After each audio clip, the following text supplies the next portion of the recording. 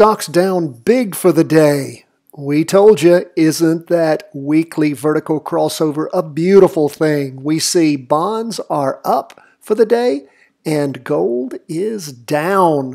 You're listening to Charting Wealth's daily review for Tuesday, the 13th of November, 2018. Let's jump into these charts and see what's happening.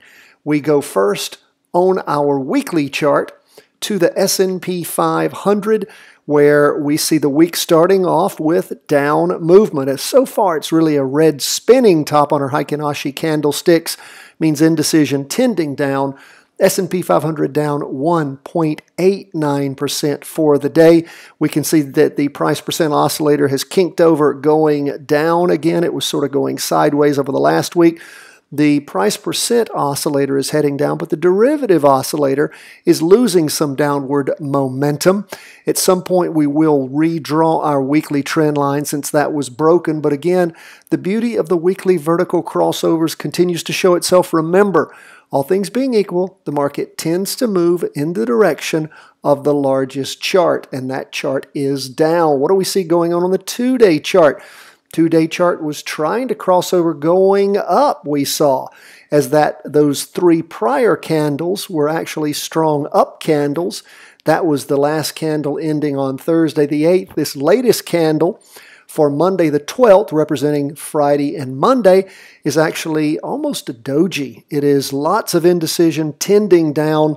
We see now that the price percent oscillator has not passed through the red signal line. Derivative oscillators gained a little bit more momentum in this latest candle because, of course, it's oscillating up with all of that energy. We go to the 4-hour chart. What do we see there? Boom. We had a crossover at the end of the day going down. Now, how do you use that for a practice trade in the morning? Look and see what the market's doing. If the market, say around 10:30, if you have the chance to check then on the 30-minute chart, sort of like we do on those weekly vertical crossovers on a Monday, what you might do is look and see. Maybe you just wait until noon, take it easy, see if you continue with down movement and you have a good jumping in point. But again, check out those charts and see if you can find a good point for jumping in with all that down movement throughout the course of the day. Maybe a bit of a pullback in the morning, so you might find a point in the afternoon to be jumping in on that strong down move and that weekly vertical crossover strong enough that the crossover occurred and we see the derivative oscillator flipping over to a strong negative. So keep your eye on the prize there. Let's go from the S&P 500 to the Qs, which is, of course, the NASDAQ 100 tech stocks. Even stronger down move. We see down almost 3%, my friends. That is a big down day for the NASDAQ. What do we see happening? Well, we have a red candle. I mean, again, the first day of the week. Monday, strong solid box red candle. Price percent oscillators lost a little bit of the price percent oscillators heading down strongly. Derivative oscillators lost a little bit of downward energy.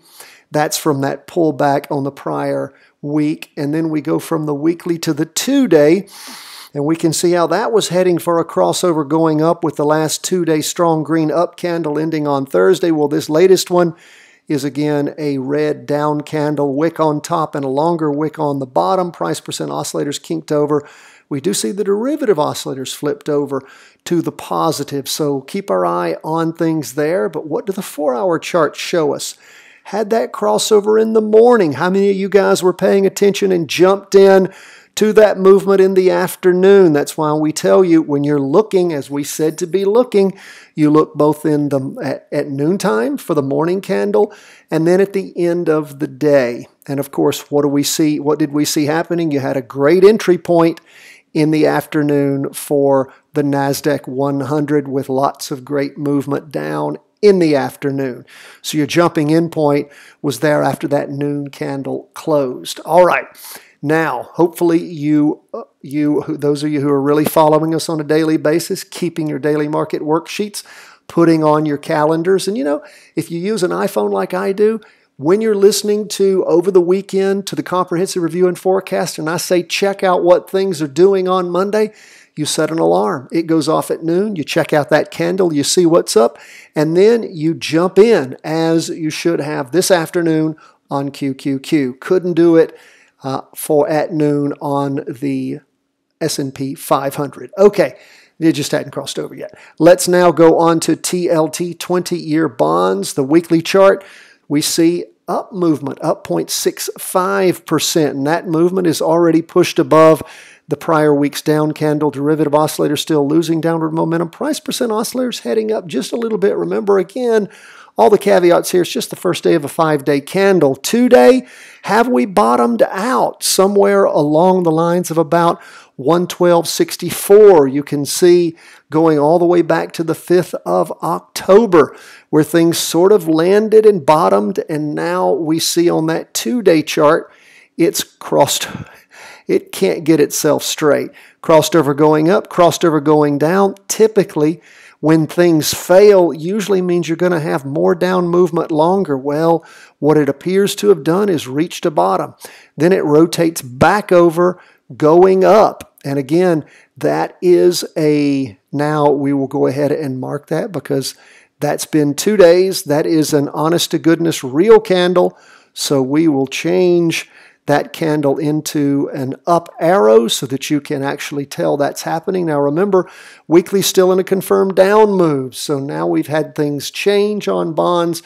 We don't have the ability to enter anything with that change, and we're going to need to redraw our trend lines on bonds also.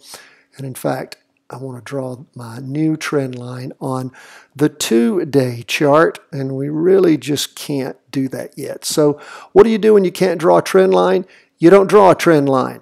And what we see, however, on the 4-hour chart is we do see 2 days of nice up movement. Now, are things topping off? That hit about the same point both at noon and at 4 on the 4-hour candle. Derivative oscillator still gaining upward momentum. That price percent oscillator is still spiking up. So we'll wait and see how things go. If there's enough strong up movement and it pulls the weekly over into an up movement, then maybe we can get back into bonds on an up move. We'll just wait till the charts sort themselves out, which they do, and then we'll let them tell us what to do. Remember, we're trend followers. How about gold?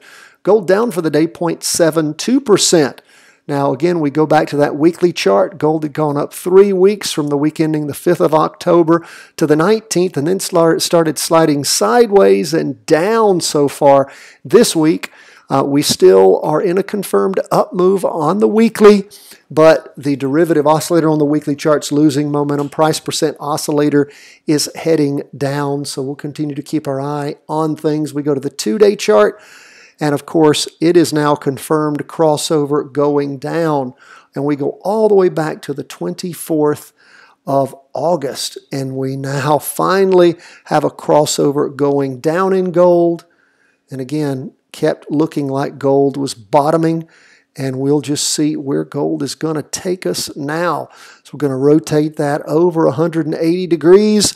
We now have a down candle on gold on the 2-day, up on the weekly.